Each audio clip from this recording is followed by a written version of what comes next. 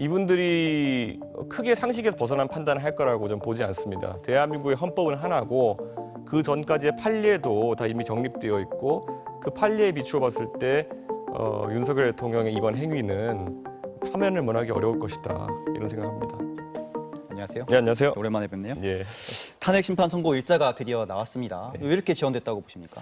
아무래도 헌법재판소에서 정무적인 판단을 좀 한 것 같습니다. 아무래도 이재명 대표의 선거법 2심 판결이 예고되어 있었고 그 뒤에 조금의 냉각기를 가진 다음에 이 헌법재판소에서 탄핵 심판에 대한 결과를 내려고 했던 게 아닌가 이런 생각을 하고요. 일각에서 말하던 것처럼 그래서 뭐 의견이 갈려가지고 시간이 지연되고 이런 것은 좀 거리가 먼 것 같습니다. 그럼 결론이 이미 나왔는데 좀 정무적 판단으로 지연시켰다 이렇게 보시는 건가요? 아무래도 그 안에 이제 뭐 보수 성향의 재판관이라 불리는 분들도 있고 한데 이분들이 결론이 뭐 다른 결론이 나온 걸 목적으로 했다기보다는 아까 말씀드렸던 것처럼 아무래도 또 이재명 대표와의 재판과의 관계나 이런 걸 생각해가지고 조금 신중한 의견을 좀 내지 않았나 이런 생각하고 있습니다. 국회 내에서는 좀 들리는 얘기는 없으신가요? 사실 뭐 민주당도 그렇고 국민의힘도 그렇고 저희 개혁신당도 그렇고 뭐 정보가 아주 구체적인 게 흘러나오고 이러지는 않습니다. 그렇기 때문에 각자의 위치에 따라 가지고 민주당은 또 어제 발표 나기 전까지만 하더라도 굉장히 헌법재판소를 압박하는 모양새 아니었습니까? 그런데 어제 이후에 급격하게 이제 좀 그래도 평정을 찾고 있는 모두다 이렇게 말씀드릴 수 있을 것 같고요. 범야권 어쨌든 탄핵을 주도했기 때문에 어쨌든 4월 4일에 결론이 나면은 좀 거기에 대한 승복을 하는 것이 중요하지 않을까 이렇게 생각하고 있습니다. 이제 뭐 각종 억측들이 나오고 있는데 실제로는 보안이 좀 잘 유지되고 있는 모양이네요. 그렇죠. 지금 뭐 일부 국민의힘 의원들이 본인들이 헌법재판소에서 뭐 입수한 정보라 그러면서 뭐 4대 4다, 5대 3이다 이런 식으로 해서 자기 지지층에 소구하는 발언을 하고 있는데 사실 헌법재판소에서 그 처음에 심리할 때 과정을 보면은 변론할 때 과정을 보면요. 일관되게 재판관들은 윤석열 대통령의 행동에 대해 가지고 부정적이거나 아니면 이해가 되지 않는다는 듯한 이 뉘앙스로 재판을 진행했거든요. 그래서 저는 결과에 큰 이변은 없을 것이라고 생각하고 있습니다. 그럼 각하나 기각 가능성은 없다고 보시는 건가요? 사실 헌법재판관 분들도 이분들이 지금 뭐 8분 중에 7분이 같은 대학을 나오시고 그럼 사실상 같은 시기에 비슷한 교육을 받고 법관으로서 활동해 오신 분들인데 이분들이 크게 상식에서 벗어난 판단을 할 거라고 좀 보지 않습니다. 대한민국의 헌법은 하나고 그 전까지의 판례도 다 이미 정립되어 있고 그 판례에 비추어 봤을 때 윤석열 대통령의 이번 행위는 파면을 면하기 어려울 것이다 이런 생각합니다. 아무래도 윤 대통령에 대해서 좀 잘 알고 네. 계시니까 만약을 가정해서 여쭤보는 네. 건데 만약에 각하나 기각돼서 윤 대통령이 돌아온다 어떤 일이 벌어질까라고 보십니까? 저는 대한민국 국민들께서 이제 살펴보셔야 되는 게 만약에 윤석열 대통령이 다시 직무에 복귀한다 하더라도 그걸 유지할 수가 없습니다. 왜냐하면은 대한민국 대통령의 큰 권한 중에 하나가 군 통수권인데 이미 군과 경찰을 부적절한 일에 투입해가지고 국민들을 불안하게 했던 사람이 그 권한을 행사할 수 있겠습니까? 저는 당장 군경에서도 그 통수권을 따르지 않으려는 움직임이 있을 거다. 그리고 과거에도 4.19 때도 그렇고 이런 식으로 억지로 만약에 권력을 유지한다 하더라도 결국 대한민국 국민들은 그거를 다른 수단으로 바로 잡습니다. 그렇기 때문에 윤석열 대통령이 직무 복귀하는 것은 현실적으로 불가능하다 이렇게 생각합니다. 아까도 소개를 해드리긴 했는데 지난 대선 과정에서 당대표를 하셨고 선대위원장도 하셨잖아요. 네. 윤 대통령 영입 과정에서도 어느 정도 역할을 한 걸로 알고 있는데 그때는 뭐 전혀 이런 낌새를 끼치지 못하셨나요? 사실 윤석열 대통령이 그 당시에 정치 신인이었기 때문에 많은 사람들이 윤석열 대통령의 어떤 결함이 있어도 정치를 한 지 얼마 안 돼서 그렇다. 빨리 적응해 나갈 것이다. 이런 식으로 선회했던 게 있었죠. 그런데 윤석열 대통령이 통치를 끝내는 순간까지도 정치인이거나 국가의 지도자의 모습보다는 어쩌면 본인의 검찰 생활 26년의 연장선상에서 국정을 운영해온 것이 아니냐라는 아쉬움이 생길 수밖에 없던 거죠. 저는 사실 그 과정에서 대선 때도 많은 분들이 기억하겠지만은 어떻게든 바로잡아 보려고 어떤 분들이 저한테 뭐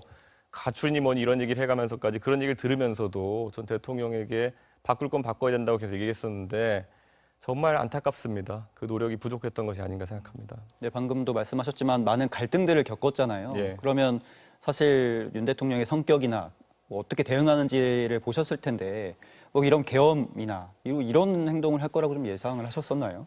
이걸 예측할 수 있었다 그러면은 그거는 예측했으면 이 사람을 대통령 만드는 과정에 어느 누구도 참여하면 안 됐었죠. 그런데 이 정도로 갈 줄 아무도 예측 못했을 거고요.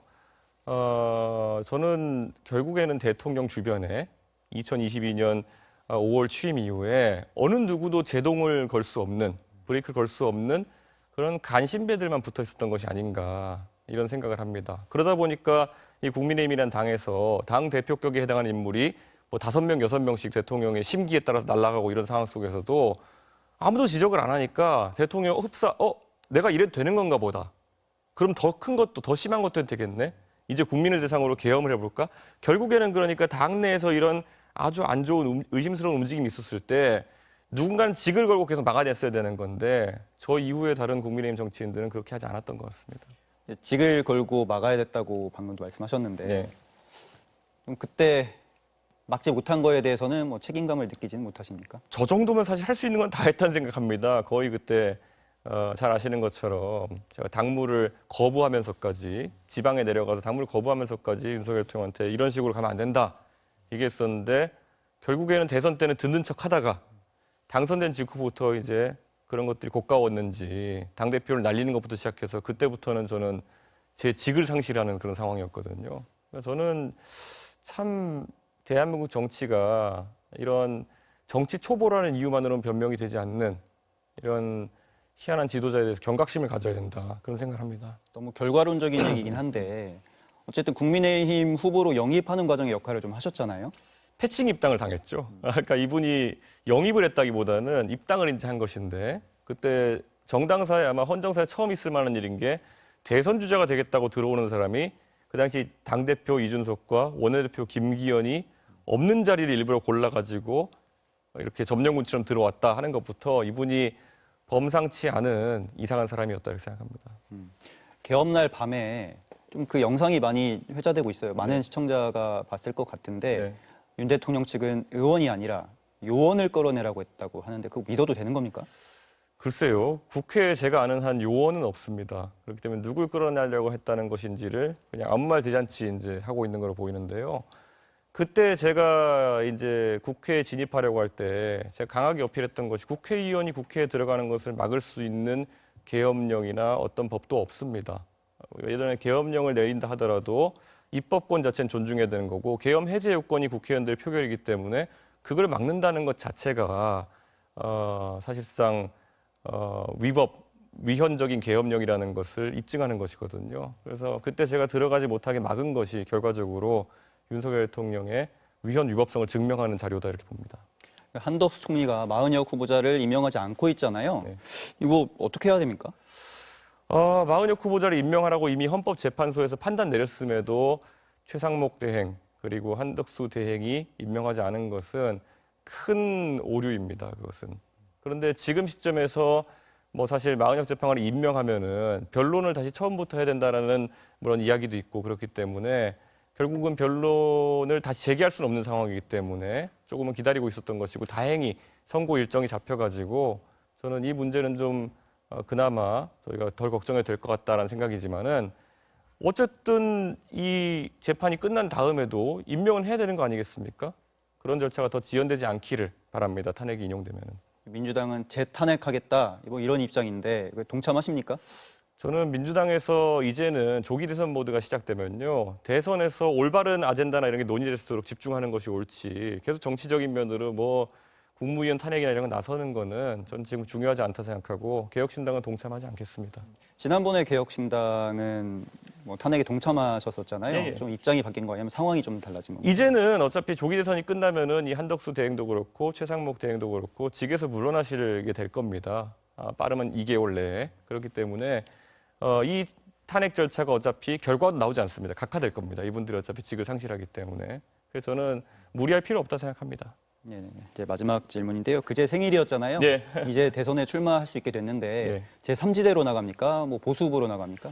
저는 지금 어쨌든 탄핵에 찬성했던 입장에서 국민의힘이라는 보수의 일당이 지금 탄핵 반대라는 입장을 고수하고 있는 상황 속에서는 연대 가능성은 현저히 낮고 그리고 저는 국민의힘에서 결국에는 무고하게 뭐 성상납이니 뭐니 이런 거로 쫓겨났던 사람 아닙니까? 그에 대해서도 국민의힘에서 어떤 반성의 움직임도 없는 사람들이기 때문에 연대 가능성은 없다고 생각합니다.